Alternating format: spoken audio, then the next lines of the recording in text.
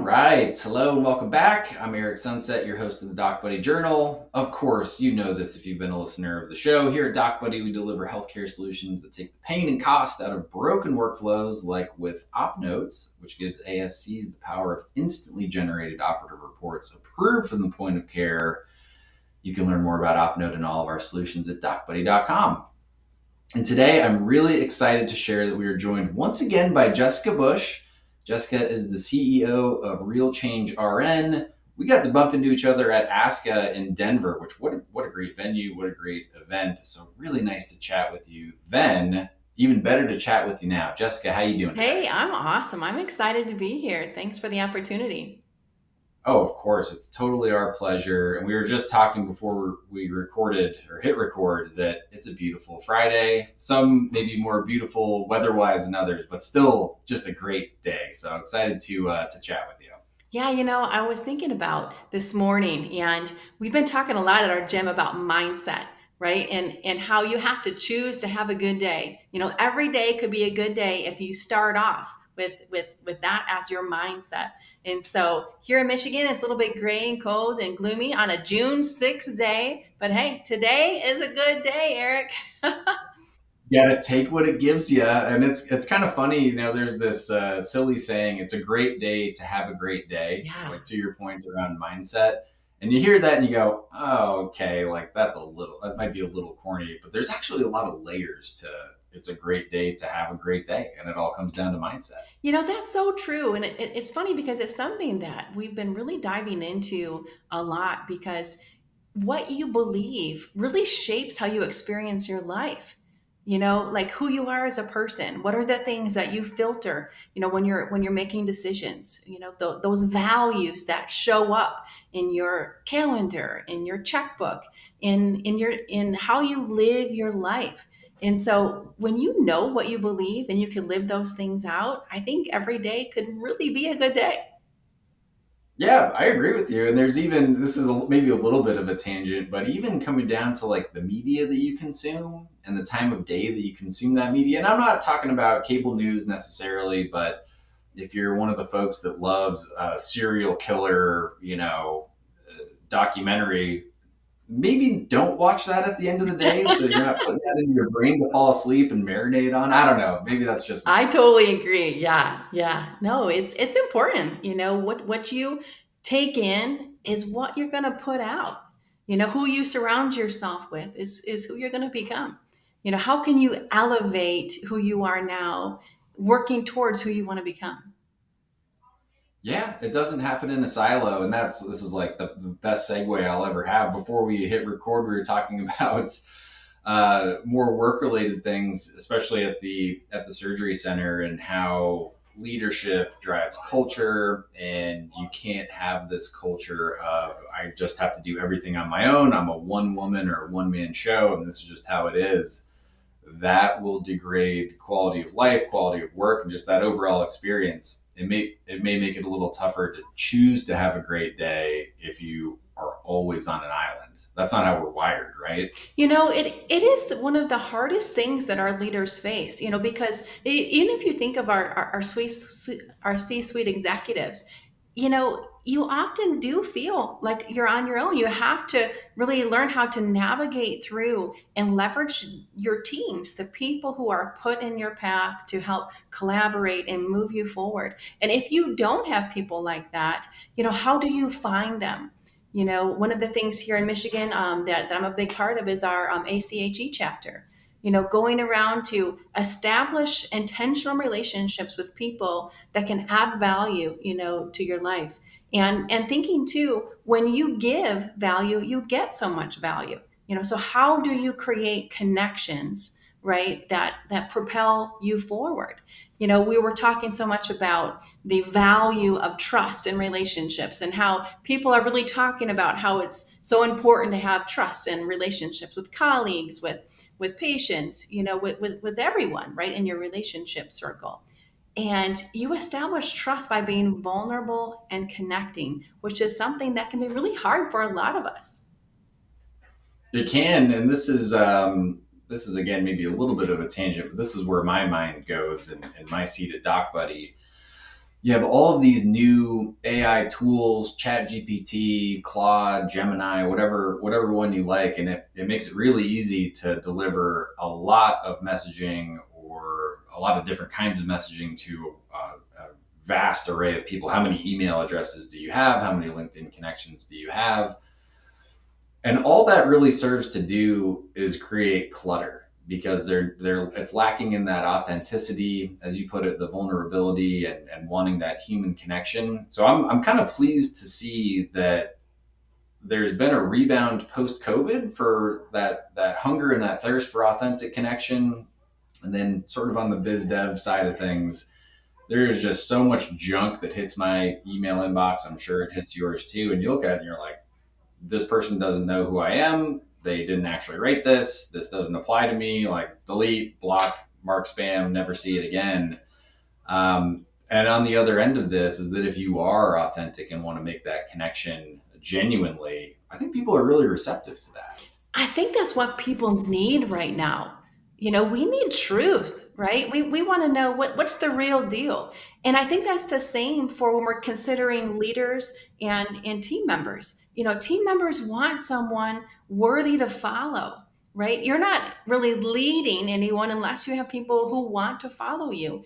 And they want to follow you as you gain influence. And you gain influence when you add value to their life. If you never take the time to get to know your people, what's important to them. What do they do with their time? What are the things that keep them up at night? Like, who are they as people?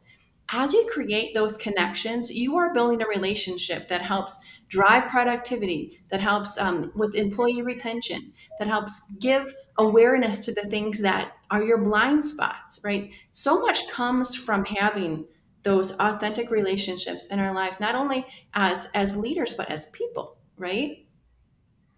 Yeah, and I think the best leaders that I've worked for and do work for, it's not a zero sum game. Like if somebody else is winning, that should mean that we're all winning. We're all rowing in the same direction.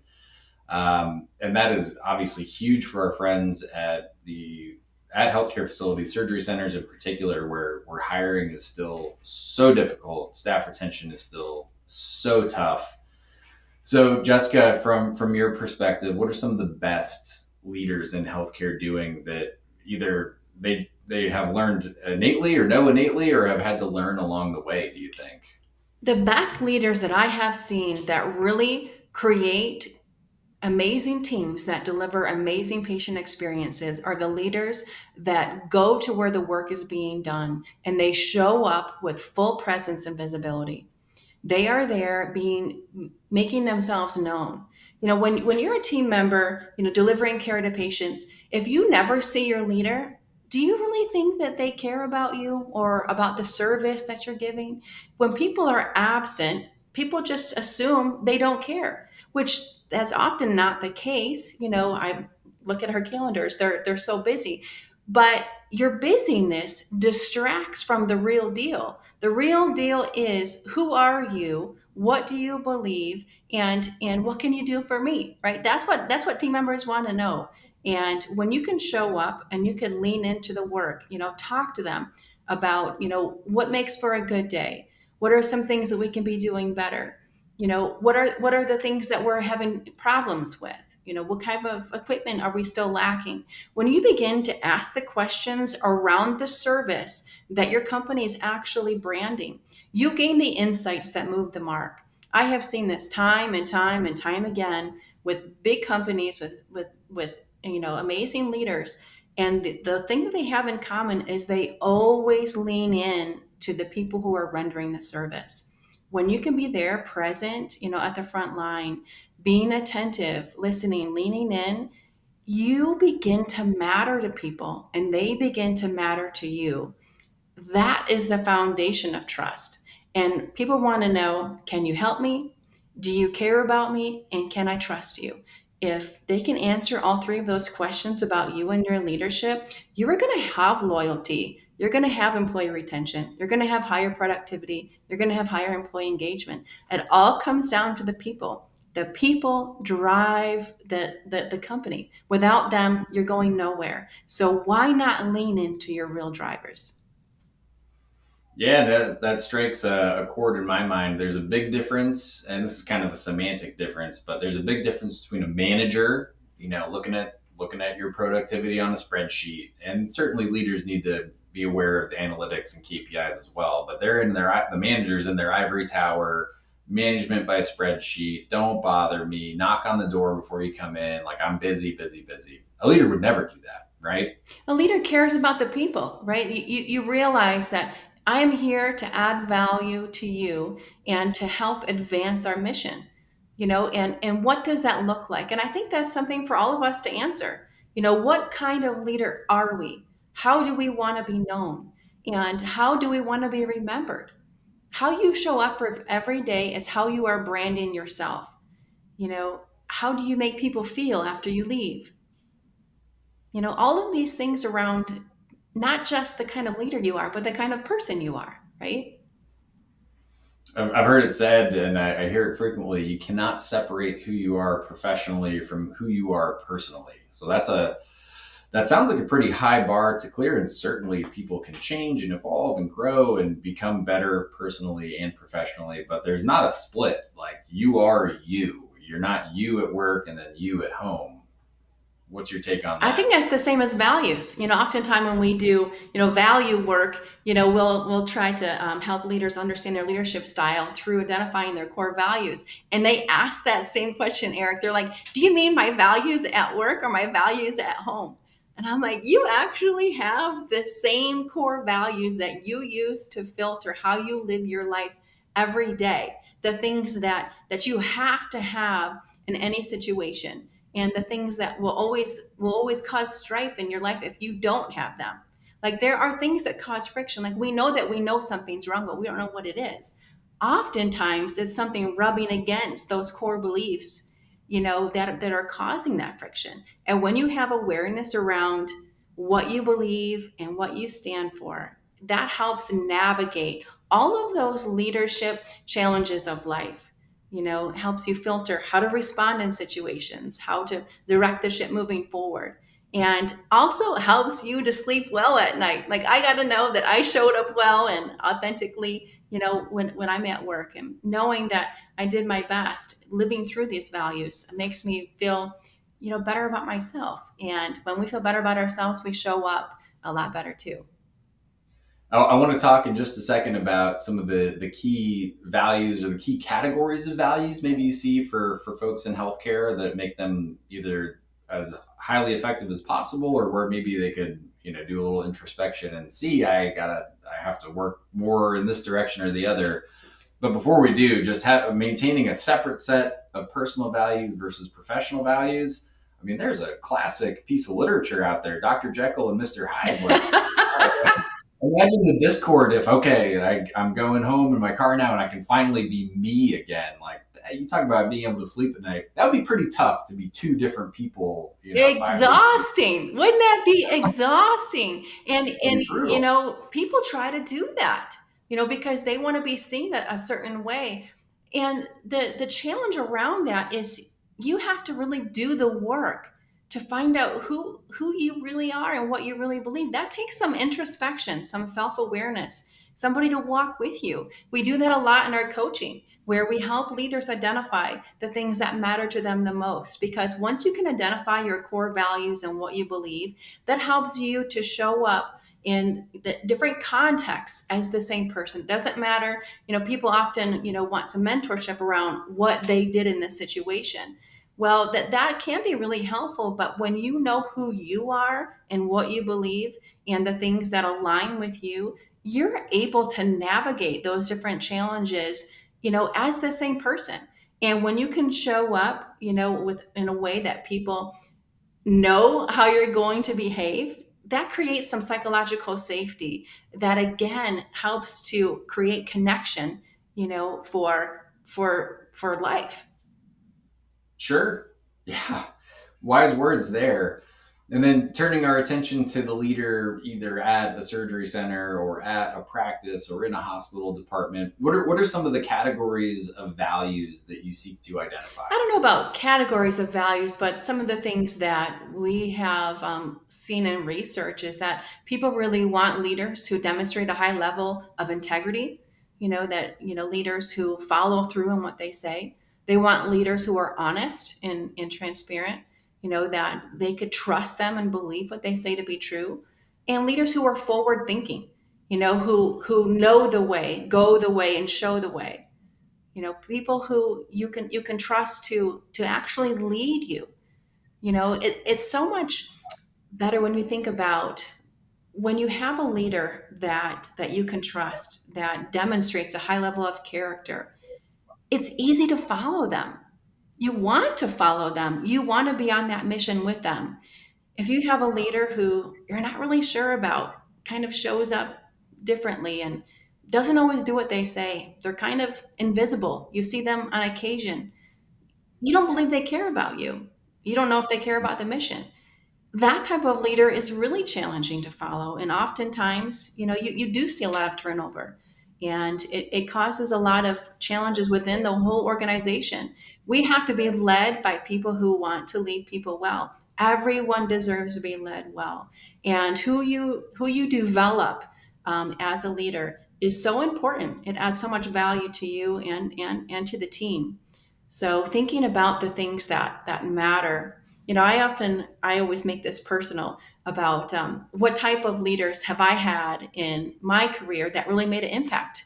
And one of the leaders I always think about, she was my manager when I first became a nurse, and she helped me through one of the biggest challenges of my life. My daughter was so sick, and she was diagnosed with a severe disease that could potentially take her life when she was 3 years old. And so, being a mom and being a nurse and being a young, person, you really don't have awareness or the tools to be able to navigate those things well. And my manager leaned into me hard. She helped me get FEMLA. She helped me navigate the hospital system. She helped me navigate how to be a good mom. All of the things that really bothered me. She leaned into me as a person and demonstrated a high level of excellence, a high level of integrity, and mostly care. And it was because of that I served on her team for years until she left, the department. There was no way I was going to leave a leader like that. And and those are the things that we get to do and make a difference for our teams. Absolutely, and just recalling some of the folks that I've worked for over the years that have led teams that I've been on. What you mentioned about follow through, like professionally, follow through is really important. Do what you say you're going to do.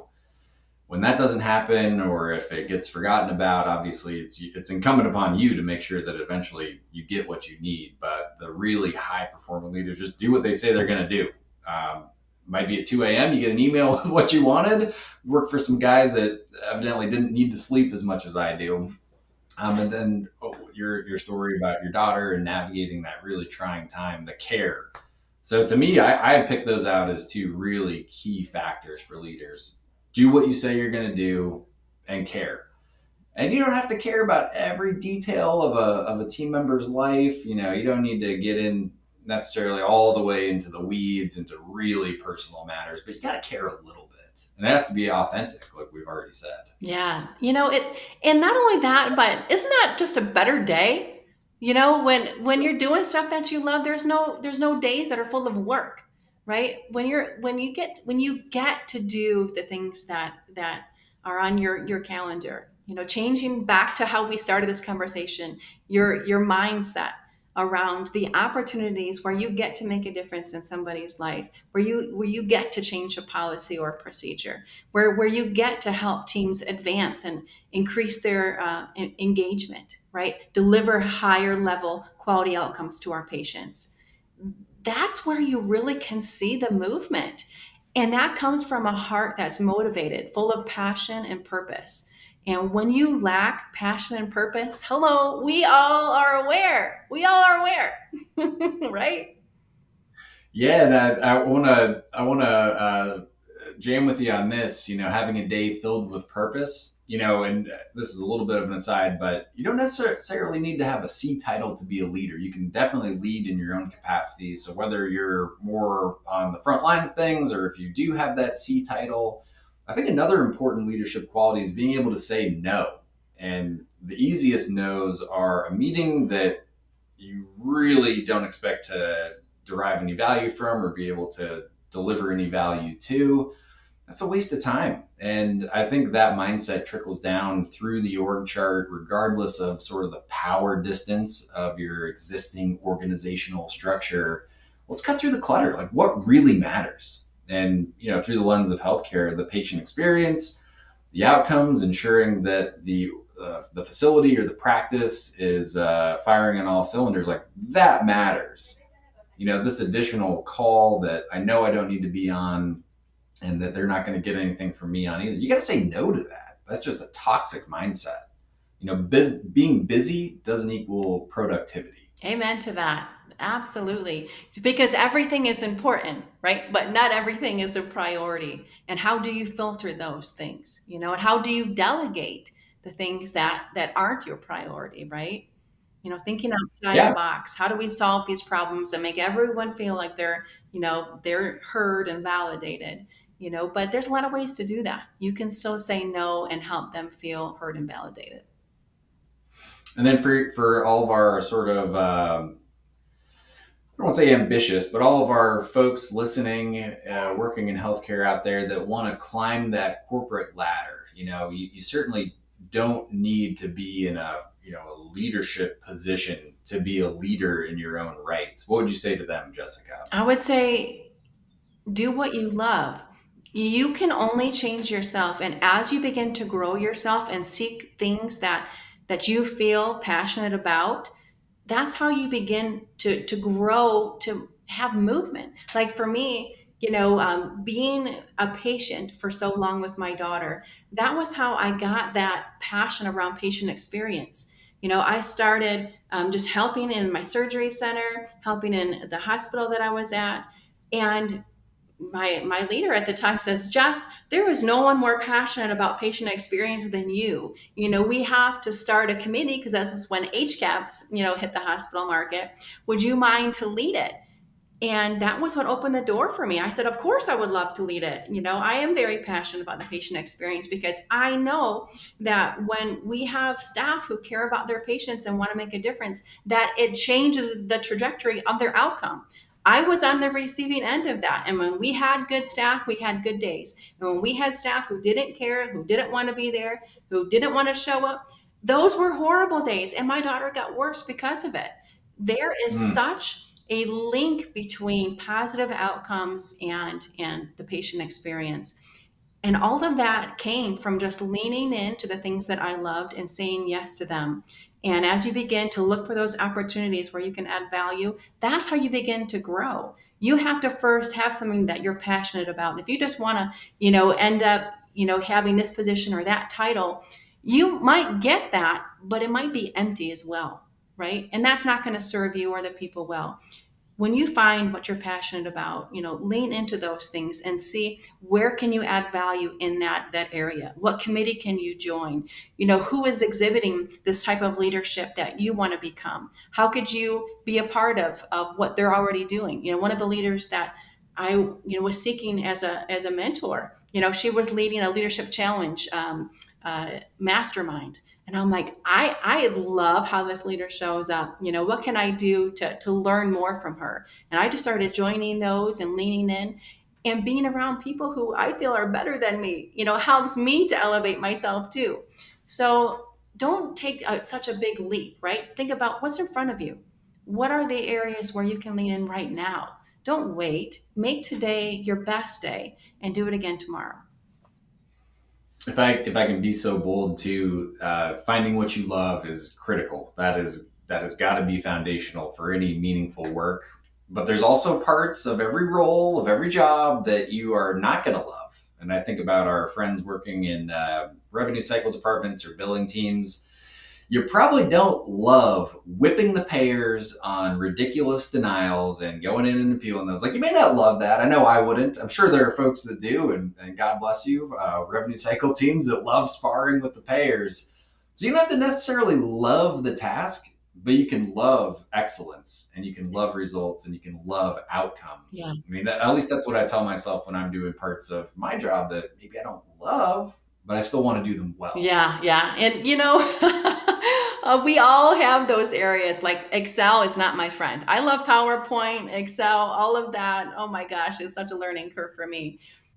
And that's where the collaboration comes in. Hey, there are people that love this thing. How can we elevate your strengths? But you know what? You take the good with the bad, and chew it all up and show up in a way that you are proud of who you are and who you're becoming. Yeah.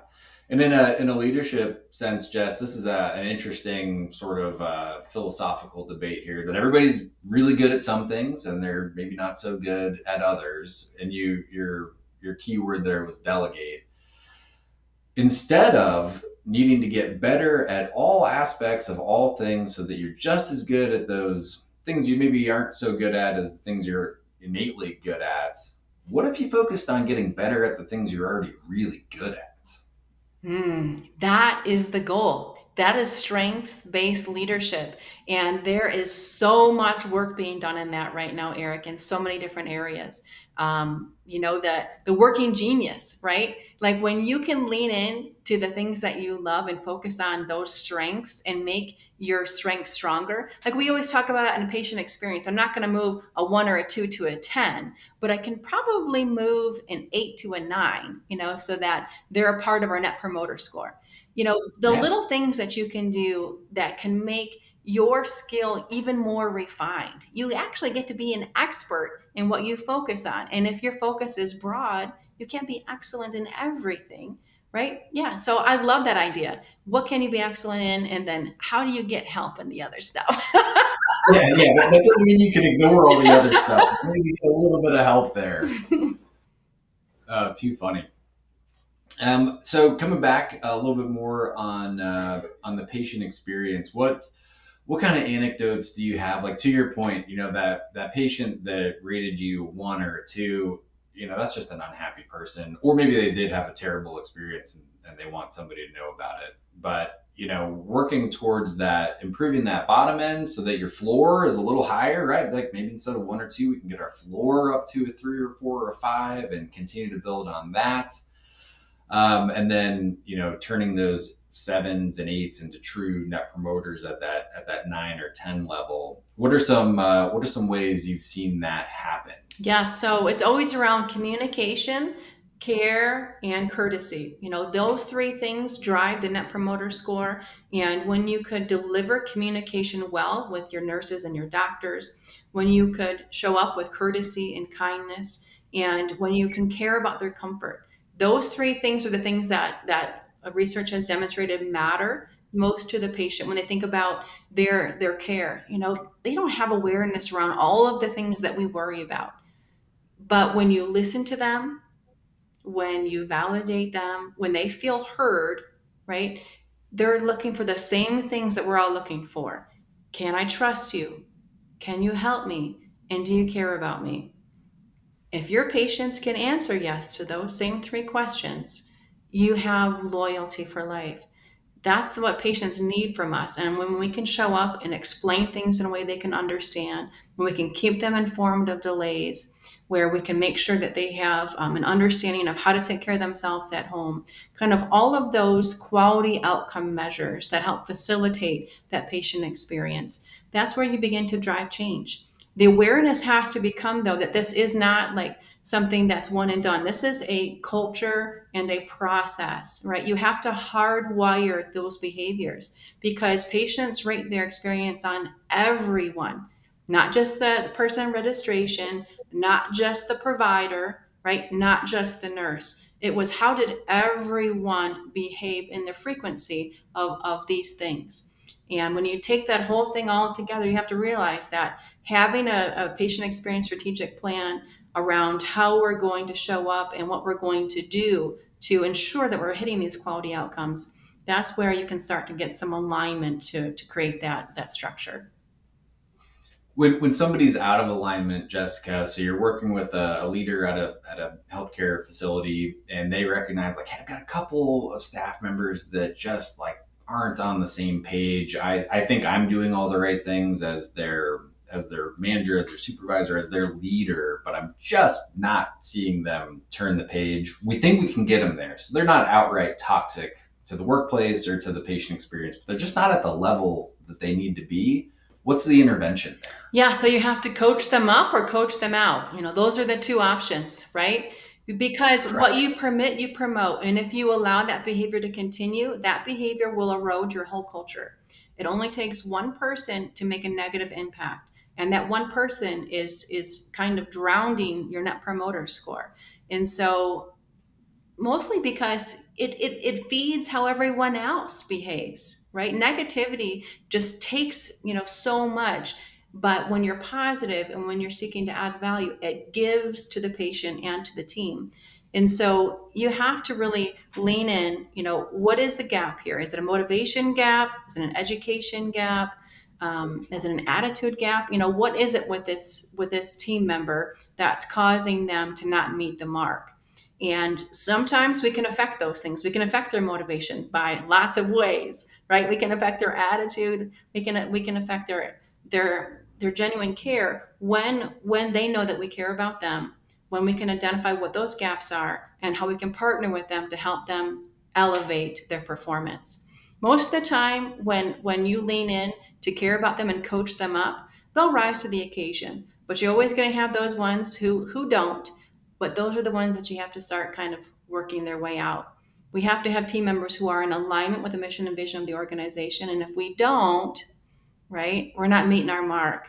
And our team is looking to us as leaders to create that alignment to help facilitate that positive culture where we all can grow. And if you don't address it, that says something about your leadership too. That's a powerful, what will be the closing statement, Jessica. I'm so glad you came back to join us, and it was so nice to see you in person in Denver. What a great way to cap off the episode.